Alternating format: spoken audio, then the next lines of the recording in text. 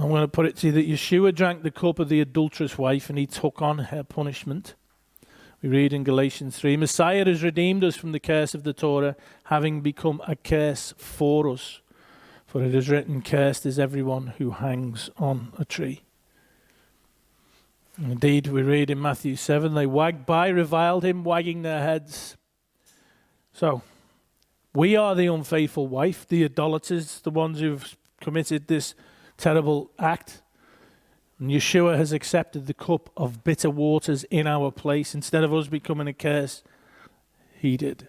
Matthew 26:39 says, he went a little further, this is in Gethsemane, and fell on his face, and he prayed just before he goes to the cross, and he said, Father, if it be possible, let this cup pass from me. The cup of the bitter waters. Nevertheless, not as I will, but as thou wilt. And we read of the thigh wasting away. Genesis 24:9 we read, and the servant put his hand under the thigh of Abraham, his master, and sware to him concerning that matter. In Genesis 47, the time drew nigh that Israel must die, and he called his son Joseph and said to him, if now I have found grace in thy sight, I pray thee, thy hand under my thigh, deal kindly and truly with me, bury me not, I pray thee, in Egypt. For someone to allow his hand to be sat on was a sign of submission to authority. So the thigh wasting away speaks of one's credibility being useless. And in Matthew 27 we read, saying, you that destroys the temple and builds it in 3 days, save yourself. If you be the Son of God, come down from the cross. Likewise also the chief priests mocked him with the scribes and elders, and they said, he saved others, he himself he cannot save. If he be the King of Israel, let him now come down from the cross, and we will believe him. He trusted in God, let him deliver him now, if he will have him. For he said, I'm the Son of God.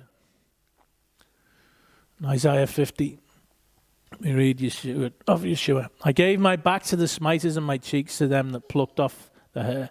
I hid not my face from shame and spitting. For the Lord God will help me, therefore shall I not be confounded. Therefore I have set my face like a flint, and I know that I shall not be ashamed. So they mocked him, and they mock him still, don't they? The world that just doesn't understand who he is and what he has done. But compare that with Yeshua's return. Out of his mouth goes a sharp sword.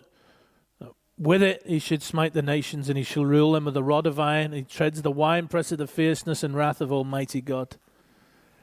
And on his vesture and on his thigh he has a name written, King of Kings and Lord of Lords. Everyone will recognize his authority. And we are told that every knee will bow before him. So, Yeshua, the King of Kings and Lord of Lords, took the cup. He became a curse among his people, his thigh wasted away, and his abdomen swelled. He suffered for us. He endured the curse of the unfaithful wife. And Luke 22:44, being in agony, he prayed more earnestly, and his sweat was, as it were, great drops of blood falling to the ground. So physically, Yeshua's thigh would have been wasted from trying to push himself to get every breath. And science says that his lungs would fill with fluids, thus pulling them down and forcing his abdomen to swell out too. And Yeshua's ordeal actually begins in the Garden of Gethsemane. And we recall in scriptures that he went there after the Last Supper to pray. Gethsemane means olive press, so we know that it was an olive orchard, and it would have been springtime, so the olives would have been ripe and smelling good. This would have rather been a beautiful place, but for Yeshua there were other things on his mind. We read in the Gospel of Luke that as he prayed, his sweat became like drops of blood, which is a medical term called hematidrosis, which happens when somebody is under great stress because they know they're about to die.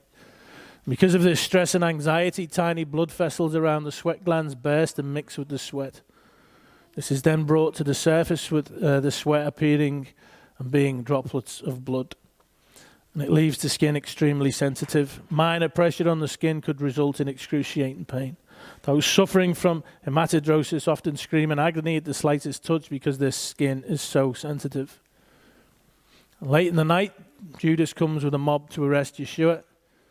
It would have been hard to distinguish them apart. They carried torches and small oil lamps, which didn't give off much light. Yeshua and his apostles would have all been wearing white, and they would have had beards, and they would have had their heads covered. Therefore, Judas says, "The one I kiss will be him." So imagine how painful it was, emotionally, but also physically, for Yeshua to be kissed after the blood vessels beneath his flesh had all burst. After the arrest in the middle of the night, Yeshua was next brought before the Sanhedrin and Caiaphas, the high priest. And it is here that the first physical trauma was inflicted. And a soldier struck Yeshua across the face for being silent when questioned by Caiaphas. The palace guards then blindfolded him, mockingly taunted him to identify them as they each passed by. They spat upon him, and they struck him in the face. And in the early morning, battered and bruised and exhausted, Yeshua is taken to Pontius Pilate, who sends him to Herod. And we read in Luke 23, "And Herod with his soldiers treated him with contempt and mocked him. Then, arraying him in splendid clothing, he sent him back to Pilate." Now, throughout this time where he was harassed and questioned, he did not have anything to eat or drink, nor did he sleep. His body would have been fatigued, and it is likely from the hematidrosis that he would have been dehydrated. And early in the morning, Pilate had enough, and he wanted to satisfy the Sanhedrin, the Jewish people, the heads. He thought by having Yeshua scourged, it would be enough. I've seen a few accounts, and I've mentioned it recently, about scourging. It was effectively like, it was almost as good as a sentence to death, because the punishment of a scourge was so incredibly brutal. It's hard to even imagine. Scourging has got to be one of the most terrible tortures there are. A Roman citizen couldn't be scourged because it was considered so awful a thing to happen to a person. The Romans used the flagrum or flagellum to do the scourging. It had a wooden handle with thongs of rawhide were attached, onto which lead, bone, glass and spikes were attached at the end, arrayed in a dumbbell-shaped pattern. When flicked at a body, the dumbbells would wrap around the victim and embed into the flesh. Once it is pulled out, the victim would bleed profusely. When we consider what happened to Yeshua, please don't also forget the mental abuse that went along with the physical torture as well. The scourging, the prisoner stripped of his clothing and his hands tied to a post above his head. The heavy whip is brought down with full force again and again across Yeshua's shoulders, his back and his legs. Then, as the blows continue, they cut deeper into the subcutaneous tissues, producing first an oozing of blood from the capillaries and veins of the skin, finally spurting arterial bleeding from vessels in the underlying muscles. The small balls of lead first produce large, deep bruises which are broken open easily by subsequent blows. And finally, the skin of the back is hanging in long ribbons, and the entire area is an unrecognizable mass of torn, bleeding tissue. Over a series of beatings, a mist of blood would envelop the area around the victim. The victim was soon unrecognizable. With Yeshua's skin being extremely sensitive from the hematidrosis, the pain Yeshua would have experienced would be unfathomable. When it is determined by the centurion in charge that the prisoner is near death, the beating is finally stopped. The half-fainting Yeshua is then untied and allowed to slump to the stone pavement, wet with his own blood. By Jewish law, a person was only allowed to be scourged a maximum of 40 times. Usually they only scourged them 39 times because 40 was an unlucky number. However, Yeshua was not tried under Jewish law, he was tried under Roman law. By Roman law, there was no maximum number. If the victim were going to be crucified, they would only beat them mildly, so they would still have some strength. If the victim were not going to be crucified, the Romans were allowed to beat the victim within an inch of their life. Yeshua, at the time of the scourging, was not going to be crucified. So there was no need to hold back. It's quite remarkable, isn't it, when you think? And he says the plough was ploughed upon my back, and they made long furrows. While a body is being scourged, water and other fluids gather around the pleural sac near the heart and the lungs. This is called pleural effusion and plays a significant part in the scriptures. We read in John 19, one of the soldiers with a spear pierced his side, and forthwith came out there blood and water. So Yeshua would have lost a lot of fluid in the form of blood and sweat, making him very weak. Once Yeshua was properly scourged, his torturers sought the need to humiliate and torture him more. They draped a rough cloth over him and placed on his head a crown of thorns. Most people think of the crown of thorns as a circlet. How many have envisaged this? In all actuality, it probably would have looked more like a cap. After all, the king's crowns in that day were actually made out of flowers in a cap-like shape. A thorny cap would sufficiently mock Yeshua as the king of the Jews and keep with the norm of the day. It is believed that the crown of thorns was made from a base of Ziziphus spina Christi plant filled in with the Gundelia tuna forti plant, which in the springtime has 1 to 2 inch thorns as well as flowery bulbs. The cap of thorns was placed on Yeshua's head. The spikes would have irritated or penetrated the trigeminal lobes in the front of the head as well as the greater occipital lobes in the back of the head. An immense amount of pain would start from the head and spread throughout the whole body. People who have damaged either of these lobes today usually freeze in pain. Most of them commit suicide because the pain is so great and doesn't go away. And to make matters worse, Yeshua's torturers mocked him and hit him on the head with reeds, forcing the cap of thorns to penetrate further into his skull. Shortly after scourging, Pilate ordered that Yeshua be shown to the Sanhedrin, and they were still not satisfied. It was obvious to Pilate that the only way he could satisfy the Sanhedrin was to have Yeshua crucified. Finding no fault in Yeshua, Pilate had the people decide who should be crucified in the hope that they would request Yeshua to be released and the other prisoner, Barabbas, to be crucified. However, the crowd shouted for Yeshua to be crucified. And they shouted for Barabbas, whose name actually means son of the Father, for him to be set free. And after washing his hands, Pilate gave the orders for Yeshua's death. Imagine, it's very difficult, isn't it, to imagine how he must have felt stood there before all these people that he was dying for. And they're all screaming that he should be crucified. Once the condemnation was made, Yeshua would have been prepared for crucifixion. The Romans would have the victims carry the patibulum, which was the horizontal part of the cross. It was an unfinished timber, very rough, weighing between 70 to 120 pounds. It was meant to be used over and over again. Normally the victims carried the patibulum naked for the hour's walk, and this was to increase shame. Yeshua, we read, was clothed in a garment during this time and stripped when he reached Golgotha. Either way, the rough timber still would have been brutal on the back of a scourged man. The weight would have been unbearable in his weakened state. It is no wonder that we read that after Yeshua fell, the Romans appointed the help of Simon of Cyrene to help carry the patibulum. Yeshua by them is in so much pain from the scourging and was so weak from not having any food, water, or rest. The Romans would not have wanted him to die before he could experience crucifixion. He was not going to get away that easy. Still, however, Yeshua would have been mocked, punched, and tripped by the crowds that gathered, as well as spat at. We read in Isaiah 53, he was despised and rejected by men, a man of sorrows and acquainted with grief. And as one from whom men hid their faces, he was despised, and we esteemed him not. And indeed in Isaiah 52, as many were astonished at thee, his visage was so marred more than any man, and his form more than the sons of men. He was oppressed and he was afflicted, yet he opened not his mouth, like a lamb that is led to the slaughter, and like a sheep that before its shearers is silent, so he opened not his mouth. Psalm 22.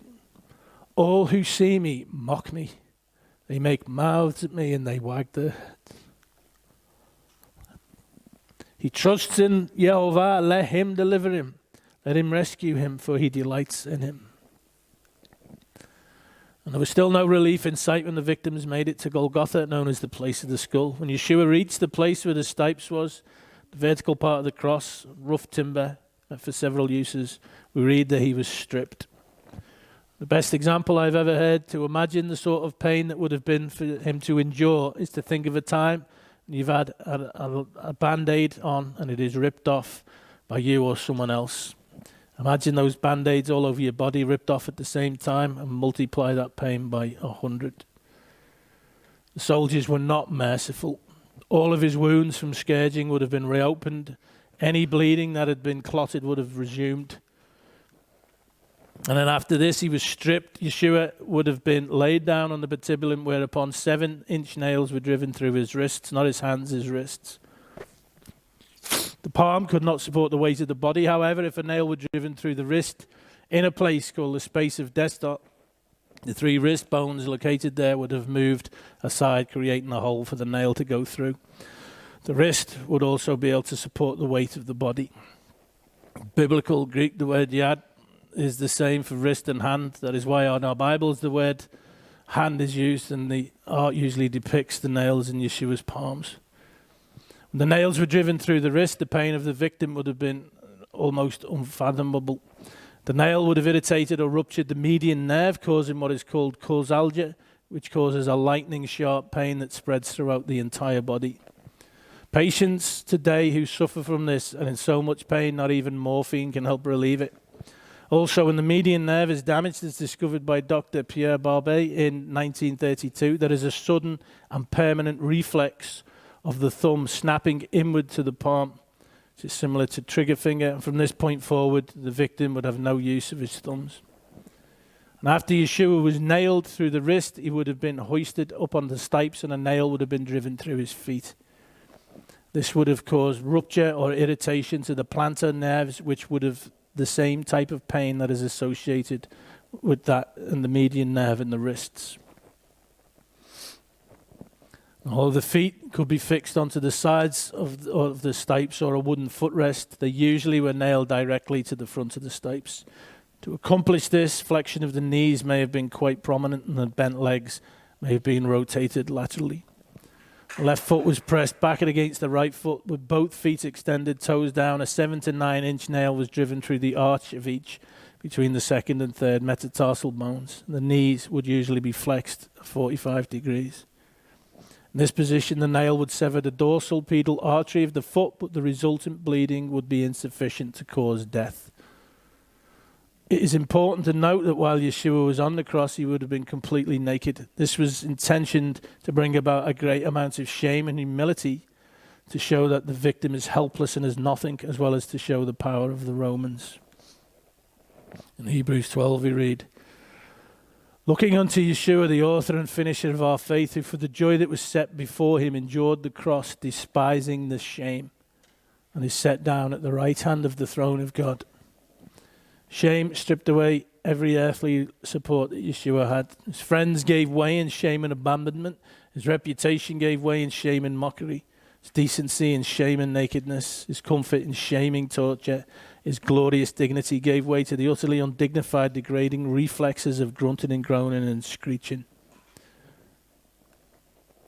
And it was not uncommon that while victims were on the cross, birds of prey would be nipping at their flesh and insects would feast on them, covering them as they do with fresh roadkill. The pain and humiliation Yeshua would have been going through is indescribable. And on the cross, as Yeshua slowly sagged down with more weight on the nails in the wrists, excruciating fiery pain shot along the fingers and up the arms to explode in the brain. The nails in the wrists were putting pressure on the median nerve, large nerve trunks which traversed the mid-wrist and hand. And as he pushed himself upward to avoid this stretching torment, he placed his full weight on the nail through his feet. Again, there was searing agony as the nail tore through the nerves between the metatarsal bones of his feet. At this point, another phenomenon occurred. As the arms fatigued, great waves of cramps swept over the muscles, knotting them in deep, relentless, throbbing pain. With these cramps came the inability to push himself upwards. Hanging by the arm, the pectoral muscles, the larger muscles of the chest were paralyzed. The intercostal muscles, the small muscles between the ribs, were unable to act. Air could be drawn into the lungs but could not be exhaled. Yeshua fought to raise himself in order to get even one short breath. And while he was on the cross, darkness covered the land, noon to 3 p.m., and Yeshua associates those who arrested him with the power of darkness. And we read, "When I was with you day after day in the temple, you did not lay hands on me, but this is your hour and the power of darkness." And we read in Psalm 22, "Many bulls surround me, strong bulls of Bashan encircle me, roaring lions tearing their prey, open their mouths wide against me." And it's an impossible position to maintain. With the knees flexed at 45 degrees, the victim must bear his weight with the muscles of the thigh.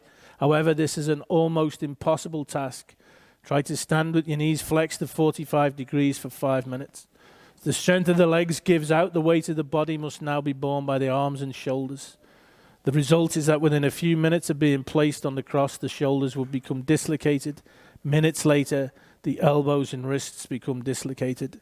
The result of these dislocations is the arms are as much as 6 to 9 inches longer than normal.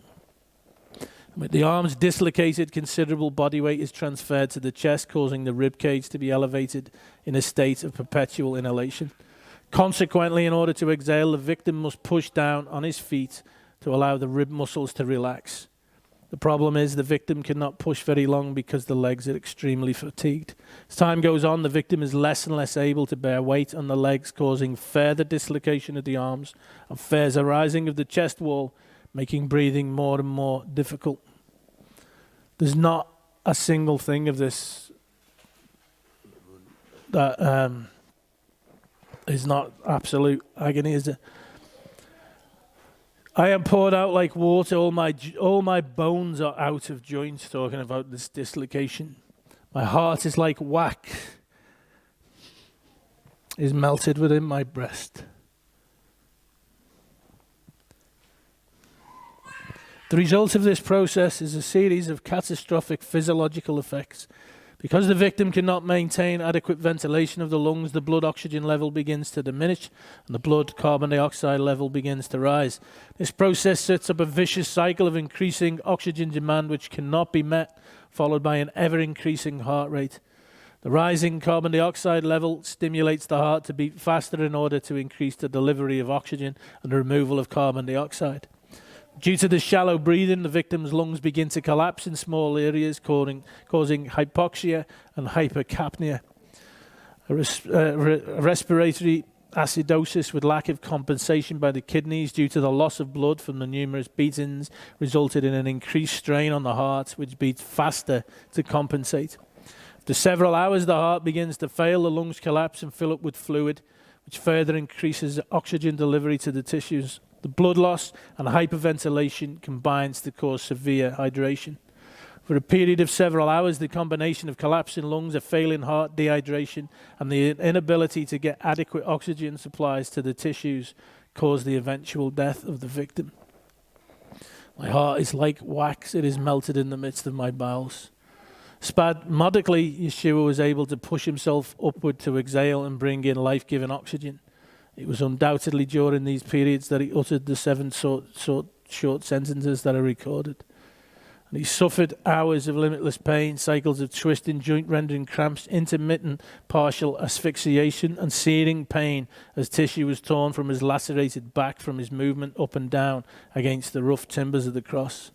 Then another agony began, a deep crushing pain in the chest as the pericardium, the sac surrounding the heart, slowly filled with serum and began to compress the heart.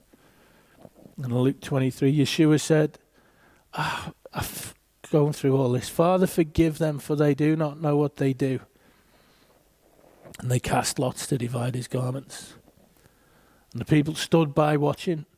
The rulers scoffed at him, saying, "He saved others, let him save himself. If he is the Christ of God, his chosen one."